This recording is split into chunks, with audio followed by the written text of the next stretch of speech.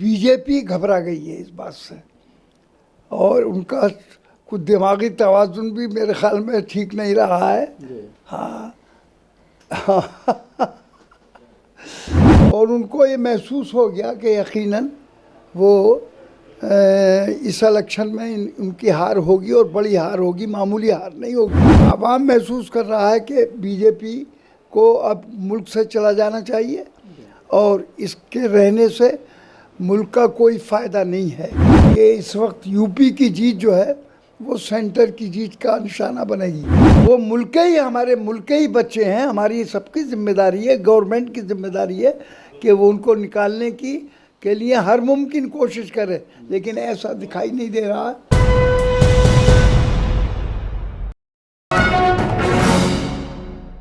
अभी जिस तरह से उत्तर प्रदेश के 4 चरण हो चुके हैं और 5वां चरण अभी होने वाला है, किस तरह के हालात हैं उत्तर प्रदेश में, इस पर बात करने के लिए क्या सियासी समीकरण हैं, हमारे साथ मौजूद हैं member of parliament doctor Shafiqur Rahman Barq sahab. Doctor साहब, 4 चरण हो चुके हैं, क्या माहौल लग रहा है? देखिए, अब तक जितना इलेक्शन हो चुका है, 4 चरण हो चुके, तो मैं समझता हूँ कि उसमें खुली हुई जीत है समाजवादी की, और बीजेपी घबरा गई है इस बात से, और उनका कुछ दिमागी तवाज़ुन भी मेरे ख्याल में ठीक नहीं रहा है। हाँ अपने उनका जो नफ़रत का नारा था वो फेल हो गया, लिहाजा अब इस वक्त खुसूसी लोग नहीं बल्कि आवाम के अंदर जो है जज्बा जो है वो बीजेपी को हराने का है। और इन 4 चरण में जो कुछ भी इलेक्शनों में हुआ है, पहले में तो मैं खुद, दूसरे में तो मैं खुद भी था, और मैंने देखा कि लोग बहुत ही बेताबी से, बेचैनी के साथ में अपना वोट देने के लिए कांग्रेस इसके बीजेपी के ख़िलाफ़ थे। और मैं समझता हूँ कि इससे कुल मिलाकर जो जब तक रिज़ल्ट आएंगे, इंशाअल्लाह काफ़ी बड़ी जीत समाजवादी की होगी। हर फेज़ में ये देखने में आ रहा, मुद्दे चेंज किए जा रहे हैं। हाँ। बार बार ऐसा लग रहा, बौखलाहट लग रही है तमाम उसमें। अब जिस तरह से वो मैंने अर्ज किया नहीं कि बीजेपी इस वक्त बौखलाई हुई है और सही सवालात का सही जवाब भी नहीं दे पा रही है, और उनको ये महसूस हो गया कि यकीनन वो इस इलेक्शन में उनकी हार होगी, और बड़ी हार होगी, मामूली हार नहीं होगी। और इंशाअल्लाह मैं उम्मीद है कि समाजवादी की गवर्नमेंट बन जाएगी, और अखिलेश यादव हमारे उस गवर्नमेंट के चीफ मिनिस्टर बनेंगे। क्या आप ये मानते हैं कि बीजेपी और समाजवादी की डायरेक्ट फाइट है, या कहीं पर कांग्रेस और बीएसपी को भी देखते हैं? नहीं, डायरेक्ट फाइट तो खैर नहीं कह सकता मैं।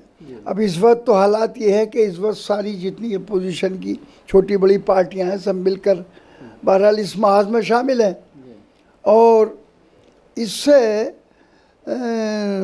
बहरहाल आवाम के अंदर एक अच्छा मैसेज गया है इससे, कि आवाम महसूस कर रहा है कि बीजेपी को अब मुल्क से चला जाना चाहिए, और इसके रहने से मुल्क का कोई फ़ायदा नहीं है, बल्कि सरासर नुकसान है। आवाम, गरीब, छोटा बड़ा मज़दूर, वो तो बिल्कुल इस वक्त बेसहारा है, उसका कोई सहारा भी नहीं है, कोई उसके लिए मजदूरी नहीं है, कोई खाने के लिए बच्चों को रोटी का कपड़ा नहीं है। तो बहरहाल इन हालात में हम यही समझते हैं कि ये इस वक्त यूपी की जीत जो है वो सेंटर की जीत का निशाना बनेगी। जिस तरह से चौथे चरण से पहले अमित शाह का एक बयान आया मायावती को लेकर, और ये कहा उनके ज़रिए कि मुस्लिम काफ़ी संख्या में मायावती को वोट दे रहे हैं, और उसके बाद मायावती ने उनकी तारीफ़ की अमित शाह की, तो इसको किस तरह से देखते हैं? नहीं, ये तो खुद वो तारीफ़ करने से, अगर उनके किसी वजह से वो बीजेपी की हमदर्द बन रही हैं तो ये गलत है। उनका वजूद ख़तरे में ख़ुद पड़ गया अपना। उनके सिर्फ यानी ये इजहार करने से कि वो बीजेपी के साए में रहना चाहती हैं, तो इससे उनका वजूद भी ख़तरे में पड़ा हुआ है इस वक्त। मुसलमान उनके साथ नहीं है। बड़ी संख्या में टिकट दिया है मायावती ने, और पिछली बार जब वो हारी थी तो उनका बयान आया था कि मुसलमानों ने वोट नहीं दिया। हाँ, वो खुद कहती रही है मुसलमान वोट देकर मुसलमानों ने जिताया, लेकिन कभी ये नहीं कहा कि मुसलमानों ने हमें जिताया है। और इस वक्त तो क्लियर उनकी हार है इस वक्त। असदुद्दीन ओवैसी काफ़ी जोर लगा रहे हैं, 100 कैंडिडेट उनके लड़ रहे हैं, और नौजवान में कहीं ना कहीं उनको लेकर एक जोश है। आप संभल की अगर बात करते हैं, जो संभल में सिरसी में रैली हुई, काफ़ी तादाद में लोग मौजूद थे, तो किस तरह से उसको देखते हैं? क्या कुछ सीटें निकाल पाएंगे? अभी नहीं, मेरे ख्याल में 1-2 सीट को तो मैं नहीं कह सकता, इत्तेफाक से हो जाए, लेकिन उनका जोश नुमाइश ही ज़्यादा है, समझ गए, सच्चाई कम है उसमें। मुस्लिम हिस्सेदारी की बात करते हैं, और कहीं ना कहीं आप जैसे जो लीडर्स हैं उनके ऊपर वो सवाल खड़ा करते हैं कि मुस्लिम इश्यूज़ को ऐवानों में नहीं उठाया जाता मुस्लिम लीडरों के ज़रिए, वो पार्टी की बोली बोलते हैं। नहीं, ये नहीं, तो यही कहना कि सिर्फ वही उठाते ही नहीं उठाते, और लोग भी हैं कि हमने न उठाए। हमने हमेशा मुसलमानों के इश्यूज़ उठाए, मुसलमानों के साथ जब भी कोई जुल्म ज़्यादती हुई, हमने बहरहाल बेबाकी के साथ को उसको पार्लियामेंट में उठाया और उसका जवाब दिया, और बाहर भी जवाब दिया उसका।